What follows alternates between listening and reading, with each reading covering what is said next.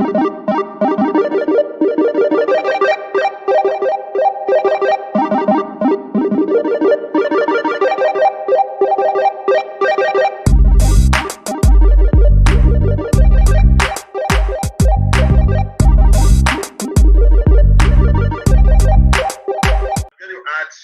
can I do that? Yeah, I'd love to have Sandra. Okay, Sandra B is online. Okay, Sandra. Hello, Sandra. Give me just right here an open invitation to Stuart. Yeah, I'd love to. That's a big loop around there. So.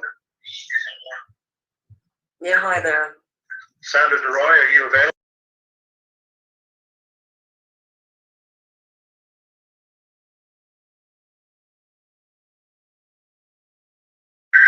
You need to turn down your speaker. Somebody's got a lot of high around. Yeah, you need to turn. Hi, Sandra. You need to turn off your stop listening to the show because you're now on it.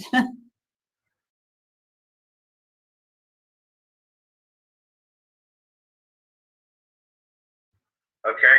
Okay, very good. So, Sandra, do you want to make a statement? You knew Max Spiers fairly well, I understand. Well, it was recent. I sort of like recently was in contact with him. But the last time when I was in contact with him was on the 29th of June. And up till then, yeah, I was frequently in touch because he was going to be part of the movie that I'm working on now. So, and then we just sort of got close and we were talking about a lot of things. And I just, you know, in a sense, yeah, I was wondering about the medical thing, and as well that he said that there were some people he was not in touch with, for example, Sarah, that he had blocked her for a long time, at least a month. So it's just, you know, making sure that the information that you receive is correct, but I can't confirm anything after the 29th. And he even sent me a picture of him and Swarlow that evening, and he said that he had I'm trying to even find that conversation because it was typed.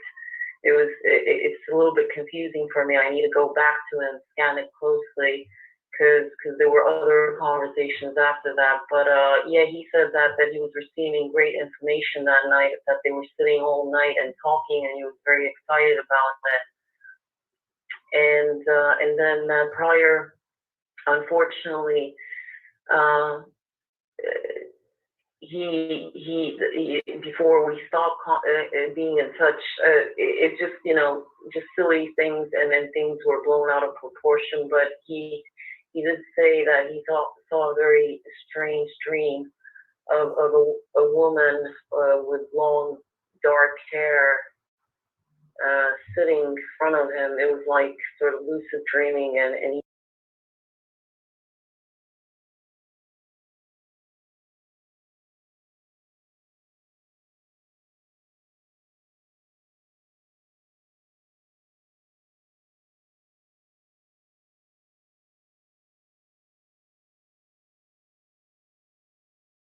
you need to confirm where you're getting the info from, because he wasn't in touch with everyone that you keep naming. So that's all. Sorry. No, that's great. You know, we want to get as accurate information as possible. And the people that knew him or were close to him are certainly, you know, going to be in a position to make statements as to what they remember. You know, you can appreciate this sort of thing went on as well with certainly the death of Prince, the death of Robin Williams, you know, the chronology and the people that know him, you know, and were in touch with the person in the last few months, certainly before they die, are always important parties to being able to testify as to the state of mind, you know, as to. Yes, he was very happy. I was gonna go and see him actually in Poland. He said that he has sobered up and cleaned up, and it sort of gave him advice how to clean up, because I've cleaned up myself through allergic reactions. I told him, for example, not to drink vodka, that he might be allergic to wheat, because he might be going crazy after that. That just stick to soft, lighter drinks. And he was like, no, I'm even quitting smoking. It's just unbelievable here. You need to come and see it. And I'm not saying I'm perfect. That I was obviously manipulated for some reason on the 29th of June, so I stopped communicating with him. But up till then, it was very intense. Yeah. Okay. So. And again, your name is Sandra. How do you say your last name, Sandra? Sandra Daroy. Daroy. Okay. And you were shooting a documentary with Max, is that right? No, actually, I was working on a personal project, and I wanted Max to play one role there, and he agreed to it. So he was going to come down here for the 16th, ironically. Oh. And then we sort of, there you go. So I stopped that, and okay, well, I thought it would be better, because I felt like I wasn't, I did meet him recently, it was just just a couple of months, but there you go. Right. Okay.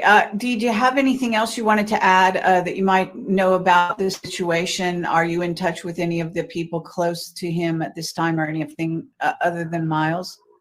No. The reason why I wanted to phone in, that it really bothered me that he was saying that he was getting information from, whatever, Sarah, but he was, that's, I wanted to just give you a little warning or whatever, sort of. Okay, so you're saying he had not been in touch recently, to your knowledge, with Sarah, is that correct? Yes, because that's one of the things that, I was like, he kept saying that it's not good for his health, so he sort of eliminated some aspects and people from his life just to clean up his act, and just focus on other things. And it's just, since you're investigating, I think that you need to know where the info's coming from. And I've never met Monica before. He didn't mention her.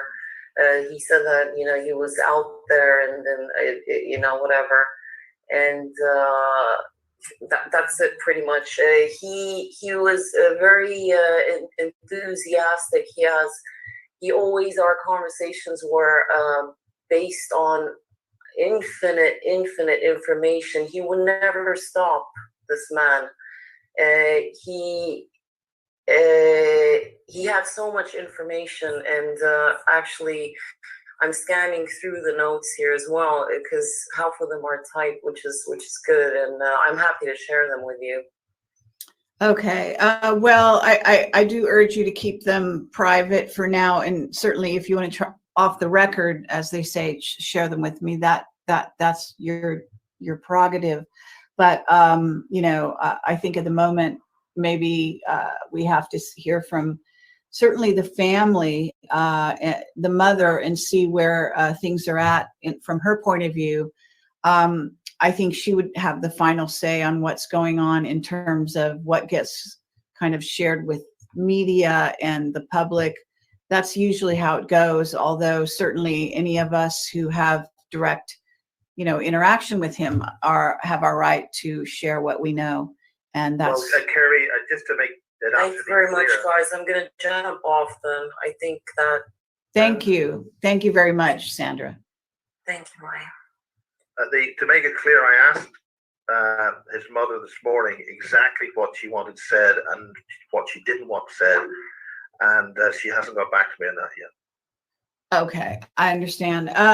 Well, I mean, you can't muzzle the truth, and there will be an investigation, I assume, even beyond our initial sort of questions here. Hopefully someone will explain how how something could be an accident. How does this turn into an accident?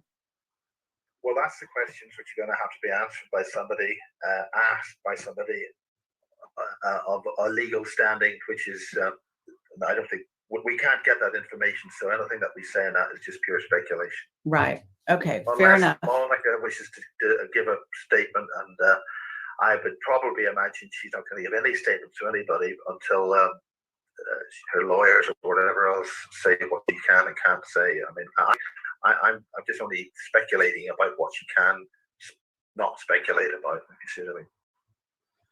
Absolutely. Well, for the listeners, let me just say this, that there is plenty of information on the web, many direct interviews with Max Spiers that you can watch on YouTube. Just put his name into the search. Educate yourself. I would hope that the people in the chat wouldn't just reach random conclusions based on nothing about this individual. And so we're doing our best to drill down and to get some hard facts. I just want to say, I was not at any time saying that Sarah had been in contact with Max in the last 2 months. Sarah and Max separated. I asked Sarah last night if she had the phone number for his mother, because when I interviewed Sarah and Max in Broadstairs, there was a local number to contact his mother on. And I was hoping that by contacting Sarah, she would be able to give me that number, because that's what I was asked to do last night. I was asked by Monica and Madeline, could you please somehow find a contact number for Max's mother? And that is why I went online with a broad shout out. If anybody knows where Max's mother is or whatever it is, could we get that phone number? And ultimately that contact was made. Monica was then finally, late Saturday night, able to phone Max's mother, but she could only leave a message. And ultimately, from what I understand, she did not actually find out about her son's death until Sunday morning, at which point I was informed by Monica that she'd be on her way. But I don't know how long on her way is going to be. But as I said earlier, so that was the reason why Sarah was contacted. Obviously, Sarah then had to be told why I was contacting her. And at that point, Sarah was extremely distraught beyond. I mean, obviously, if you had a relationship for so long, as far as I know, that relationship effectively finished about 2.5 months ago. Whatever communication there was between Max and Sarah is entirely up to them. I don't know whenever anything was maintained, or that's up between those two individuals. I can't comment on that. Absolutely.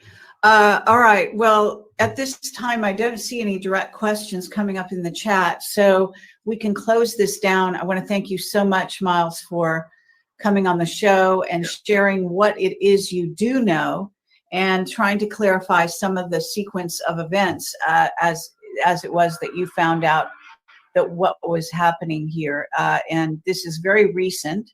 So getting the hard facts is good right up front before they get obfuscated by press and other people that might have some motivations to try to hide the truth. So.